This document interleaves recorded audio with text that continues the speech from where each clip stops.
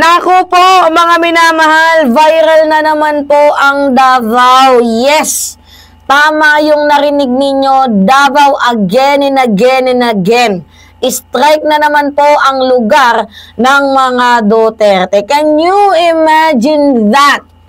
Mga minamahal, na magbabalita na maliit na lang daw yung crime rate, mababa, 'di ba? Tapos marinig-rinig natin, sinugod na naman ng kapulisan. Mayroon na naman pong nangyaring isinagawang operation dyan sa kanila. Kaya nga nakakapagtakang isipin eh. Totoo ba yung nire-report ng Davao na mababa ang crime rate nila or sadyang manipulated lang ang mga balitang yon? Versus sa mga naibibigay na report dito sa Manila, 'di ba, sa mga kapulisan. 'Di ba mga minamahal, pansinin ninyo, tingnan nyo. Parehas din sa balitang to. Pakita ko sa inyo yan sobrang linaw. 8 Chinese nationals nabbed in Davao City Pogo operation. Pogo na naman po, Yung Pogo, binan na yan ban na sa bansang Pilipinas. And still, nag-i-exist pa din sila sa Davao. Bakit sa Davao? Yun yung nakakapagtaka. Bakit palaging sa Davao? Pag may mga kriminal, laging Davao yung pinupuntahan. Pansinin ninyo, nahalata ninyo mga minamahal, pag mayroong krimen, laging Davao. Pag mayroong mga peking Chinese, laging nasa Davao.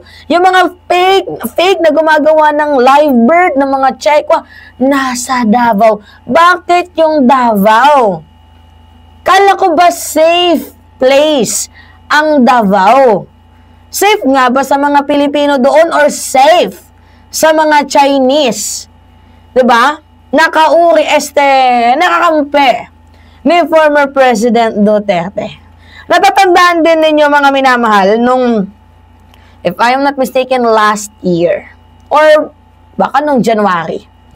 'Di ba mayroong 60 na mga tao ang na-rescued doon sa Pogo Hub sa Davao. Kasi ang nangyari, parang i-inspectionin lang ata yung isang warehouse doon sa Panabo. 'Di ba? Inspection lang sana.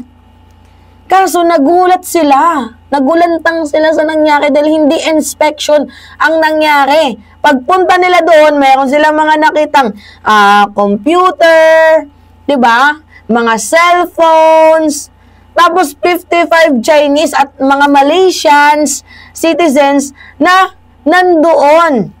'Di ba? Pero yung hinahanap, wala na doon mga minamahal. Nakatakas. Ngayon, nung tinignan yung computer na yun, ginagamit for operation sa Pogo. Kaya nga sabi ko, ano ba to? Aray ko. Totoo ba yung balita na safe daw ang Davao? Kapag mayroong mga kriminal sa gustong tumakas dito sa bansang Pilipinas, mga fugitive, sa Davao dumadaan. Bakit Davao? Ano yung meron sa Davao? Tanong lang po. Alright, sige. Continue tayo. Basahin natin to mga minamahal. Sabi dito, 8 Chinese nationals nabbed in Davao City Pogo operation. The Bureau of National Investigation Wednesday announced the arrest of 8 Chinese national in raid on an illegal Pogo or Philippine offshore gaming operators in Davao City.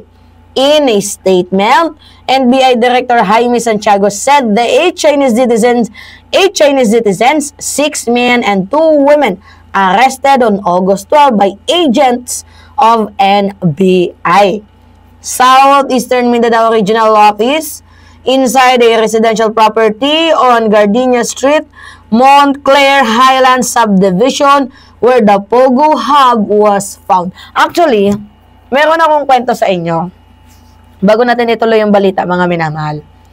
Nakikita ko na siguro ban na literal sa Pilipinas ang Pogo. Pero may mga natitira pang mga maliliit.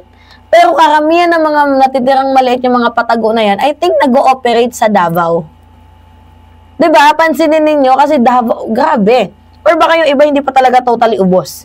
Nagtatago pa ang iba. Maya naman kayo sa balat ninyo. Sino yung tumatakip sa inyo dyan? Tanong lang po. Sino ang tumatakip sa inyo dyan? At para naman dito sa mayor ng Davao, ano yung ginagawa mo? Mas inuuna mo pang mambatikos sa ating pamahalang gobyerno kaysa unahin yung trabaho mo? Tama bang gawain yun, sir? We're just asking. Tama bang gawain yun, sir? Diba? Yung palipad-lipad ka ng ibang bansa kaysa magtrabaho ka dyan sa lugar ninyo. Ang dami mong kuda. Pansinin ninyo? Ang dami mong kuda. Pero, diba mga minamahal, sa sobrang dami mong kuda, nagagampanan mo ba yung trabaho mo bilang alkalde ng Davao? Oh my goodness.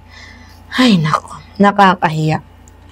Seized from the site were personal computers and multiple mobile phones, all utilized to facilitate the prohibited gaming operations, the NBI said.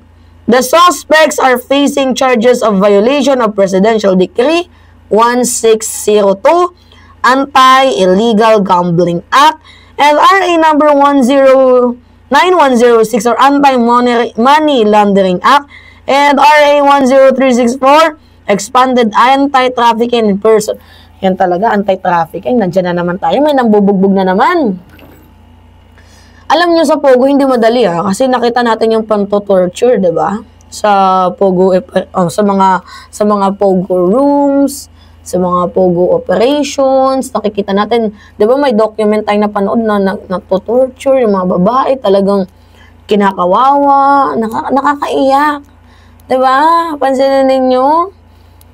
Kaya nga pinagbawal Bukod sa nagiging addiction na siya, yung Pogo, mga minamahal, nagiging source din siya ng krimen.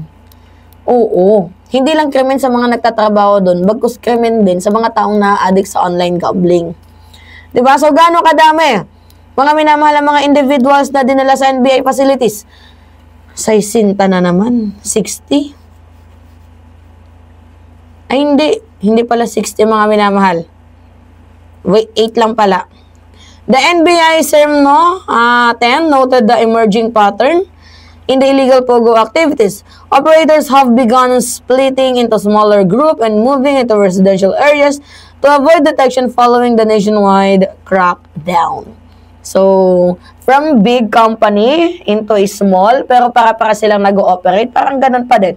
Strategic moves. Matindi. Sino man yung amo nila at kung sino yung nagturo. Doon nga sa ibang bansa, yung online gambling, pinambabawalan, tapos dito sa Pilipinas, okay lang. Ang tatanga talaga ng mga sumusuporta dito kay Digong. So, this strategic shift underscore that the need for constant community vigilance and rapid law enforcement response, yan yung sabi ng NBI. The victims were alleged recruited by a certain lalang and a certain Yuli for supposed employment as entertainers in Singapore. Alright, kayo. Kakahiya to. Kayo mga minamahal, ano yung masasabi nyo sa kalagayan ng Davao? Isa lang yung masasabi ko, nakakatawa ho. Fake news, yung balitang safe ang Davao. Fake pa sa fake. Huwag kayong maniniwala. Hindi totoo, mga minamahal. Alright, yun lamang po. It's me again, Alicia nyo. Nagbabalik muli para sa ating panibagong video.